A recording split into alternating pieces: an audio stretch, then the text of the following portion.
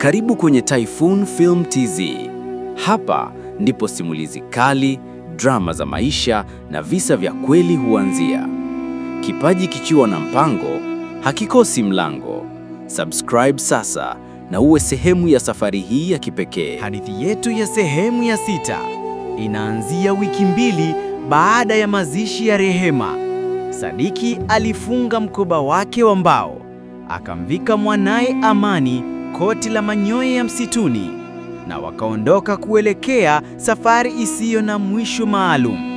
Alifuata maagizo ya mwisho ya mkewe marehemu: nenda upande wa pili wa ziwa Tanganyika, tafuta mlima wa masikitiko, huko ndiko siri ya agano itavunjwa.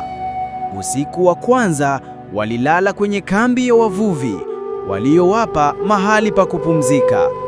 Usiku huo Sadiki aliamka saa 4 usiku baada ya kusikia sauti ya mkewe ikilia mbali kwenye upepo. Amani alikuwa macho pia, akimtazama baba yake kwa jicho moja lililojaa moto. Usijaribu kurudi nyuma baba, watafuata.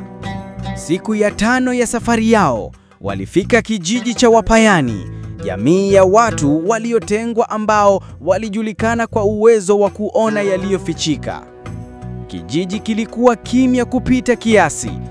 Kila nyumba ilikuwa na sanamu ya mtu anayelia, na kila mtu alitembea polepole huku akiwa amejifunika uso.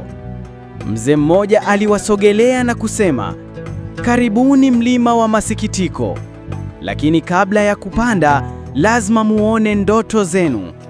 Kila msafiri anayeingia lazima aonyeshwe kivuli cha mwisho wa nafsi yake." Walipofikishwa kwenye hema la tambiko, Sadiki na Amani walilazwa juu ya magome ya mti wa miujiza. Usiku huo wote, Sadiki aliota anazama ndani ya ziwa lenye damu, huku akiwa anabeba maiti za wake waliotangulia. Alimsikia Rehema akisema, "Sadiki, mwanao sio wa dunia hii. Atakapojua ukweli kamili, hata kuhitaji." Amani naye alilia usiku huo akisema, "Sijaomba kuzaliwa hivi.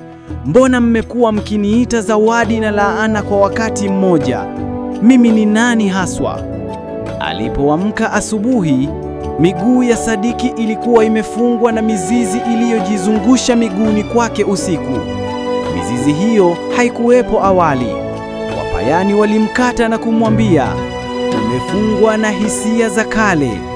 Ukifika kileleni, utalazimika kuachilia kila unachopenda."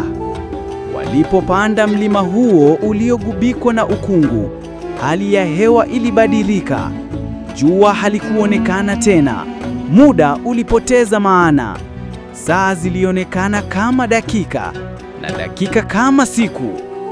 Amani alianza kuongea na sauti ambazo Sadiki haikuweza kuzisikia.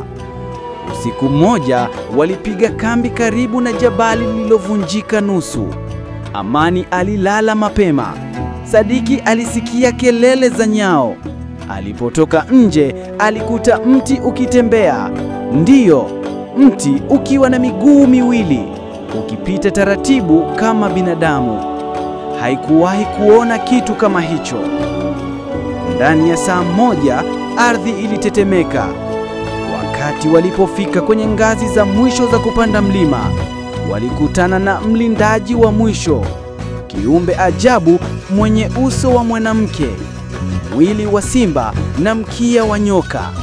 Alisema kwa sauti ya kupasua anga, "Aliyeleta mtoto wa agano sasa lazima achague. Laana ya damu haivunjwi kwa maneno, bali kwa sadaka ya mwisho. Ili mtoto awe huru na dunia ipone, mmoja kati ya yenu lazima apotee kwenye kivuli cha milele." Kivuli cha milele ni nini?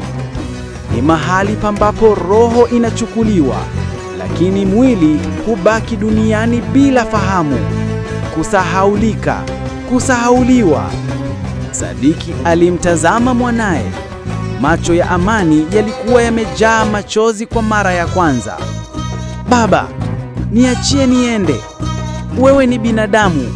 Dunia bado inakuhitaji. La hasha. Wewe ni mwanangu.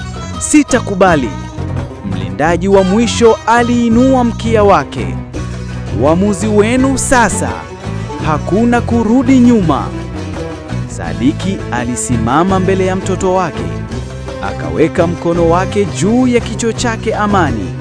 Kwa sauti ya huzuni na ujasiri, alisema, ikiwa mmoja lazima aondoke, basi nichukue mimi. Muachie mtoto wangu dunia hii. Ukungu mzito ulijitokeza. Radi ikapiga. Mlima ulitetemeka. Sadiki alikumbwa na mwanga mweupe mkali. Sauti ya rehema ilisikika juu ya upepo. Nakupenda Sadiki, umevuka mipaka ya wanadamu. Mwanga ulipoondoka, Amani aliamka akiwa peke yake. Baba yake hakuwepo. Hakukuwa na maiti wala sauti. Alishikilia hirizi ya baba yake iliyokuwa imedondoka chini. Akainua uso wake na kusema, nitakumkumbuka baba yangu watu. Itaendelea sehemu ya 7. Katika sehemu yanayokuja ya 7, Amani atarudi kijijini akiwa na nguvu mpya zisizoelezeka. Dunia ya mizimu itaanza kutetemeka kwa sababu mtu wa damu safi aliingia kwenye kivuli cha milele. Siri za zamani zitafunuliwa na vita vya kiroho vitaanza. Usisahau kusubscribe kwenye chaneli yetu.